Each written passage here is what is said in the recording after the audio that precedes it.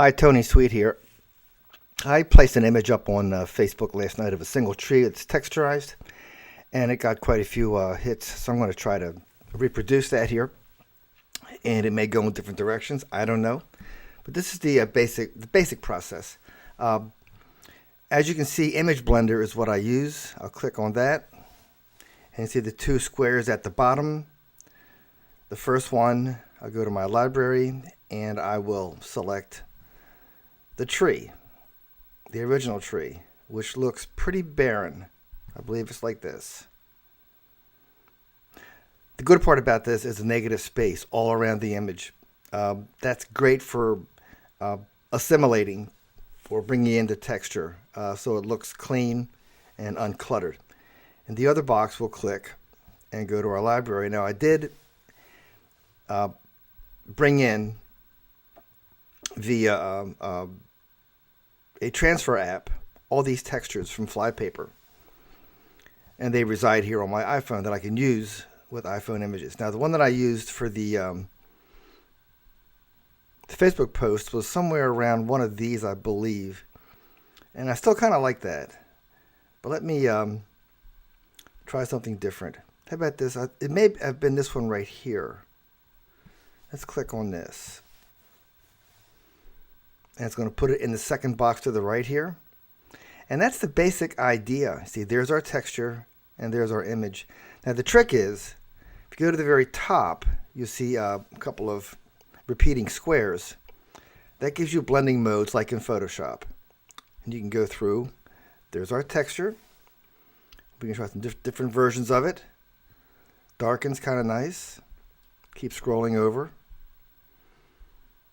And that appears to be pretty much, that's too dark. Let me just show you that.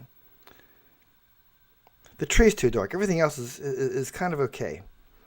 But let's go back and have a look at, so we have darken, which I kind of like, and multiply, which I kind of like too. So overlay is not quite there. So it's either here or here. I like the foreground multiply better.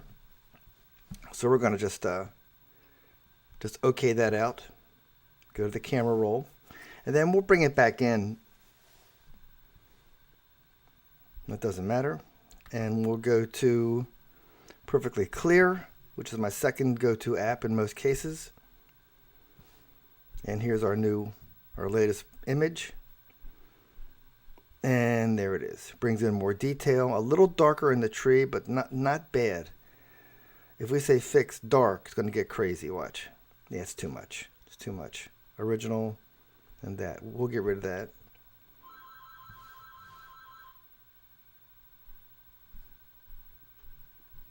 Here's our original. Right here. I like this. Fix just as a minor adjustments. Let's hit share and we'll save that. And there it is. And let's go into Snapseed. I normally do that first, but this time we're going to go in a different stage of the process. Photo library. And we'll pick our latest version, and we will use it. And again, go to Ambiance first, or the Tune Image area first, and check with Ambiance. See, it brings out more detail. See it? More detail in the background. Let's come down to open the shadows up a little bit. See that? And let's go into brightness and play around with somewhere around here. And a little more contrast, not a whole lot, because you kind of lose the edge. Okay, that's not bad. We'll okay it out here. But we're still going to stay in Snapseed. And let's have a look at the detail slider. Do I want to sharpen here? I'm not sure. Let's try it. Hit the magnifying glass. And it looks, I don't want to over sharpen. This looks pretty good as it is. So I'm going to leave that. We'll cancel out of that. And let's try HDRscape. I mean, let's just try it. It might be weird, but nobody gets hurt. Yep, it's weird. Let's back out of that. Or we can have a look at it and play around with it. we can say filter strength and pull that back quite a bit. Okay, that's not bad. Brightness, a little darker here. Then saturation, slightly desaturate, get a softer kind of a look. There we go, somewhere in there. And let's say okay here, and then go back to our go back over. We're still in Snapseed. All we're doing is applying the effect, but remaining in Snapseed. Selective adjust gives us Viveza-like control points, and we'll try to bring up. If you use your fingers to spread, watch, it shows you the affected area, and then I'll brighten it up just a notch. If you press that eyeball to the right of brightness, you see it before, and there's the eyeball back. That kind of looks, that evened that out, didn't it? That's not bad. Let's save that. And we're going to save this and take this into Photo Forge just real quick. Save the photo library just to see what it does.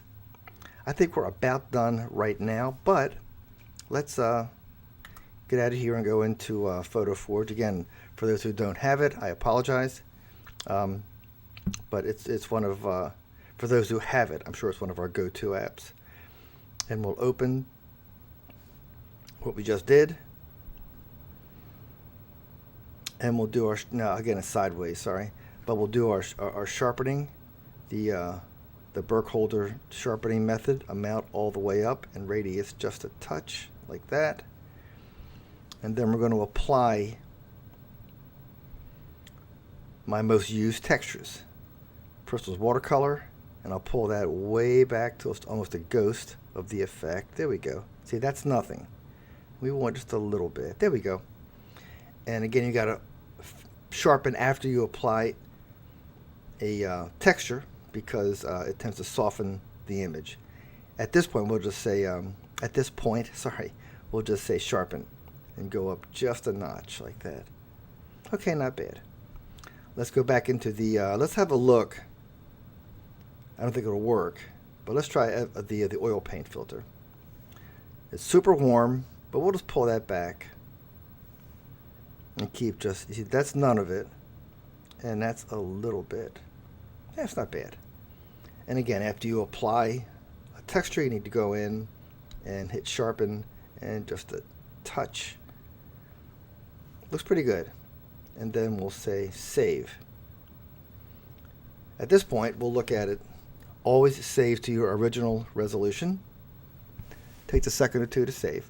And again, this will look slightly different from the one I just did, because every time you reprocess the same image, your thought process changes slightly, which is what I actually like about this whole going back over the same image. Each one's slightly different.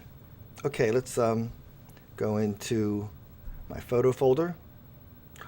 Or we'll just skip that. We'll go right into the signature. We're going to put our mark on this image. Go to our photo albums and pick what we just did. And then we're going to pick my name. And it's black, so you double tap. Go back to color, and I think some kind of gray will work a bit better. Attributes, back. We'll bring that down to here, and then we'll pinch it. Make it pretty, make it there, but not too obtrusive. And this is the basic ball game. We'll save it. It's a very large file. I'm going to show you one more thing while I got you here. We've saved it. Now, in the process of using apps, this came in. This was shot last year with the 5S. I'm going to show you something. There's a utility called Photo Size. It's got one function in life. As you go through the app's process, some of the apps will downsize. Maybe it can't display at full res. Maybe it just goes to 5 meg. Maybe you didn't adjust the settings. But for whatever reason, images can downsize as you go. I'm going to choose photo here and see if we lost any resolution on this image. It appears that we didn't. 12 megabyte. That means when you're in Photoshop, it's 12 meg per channel. So it winds up being a 36 megabyte file, which you can do anything with. That's also at 8-bit. At 16-bit, it's double that. So these are very large file sizes, very viable for printing at a fairly large size, 13 by 19 or larger. So let's go back and let's show you the final shot in our photos, and here and here.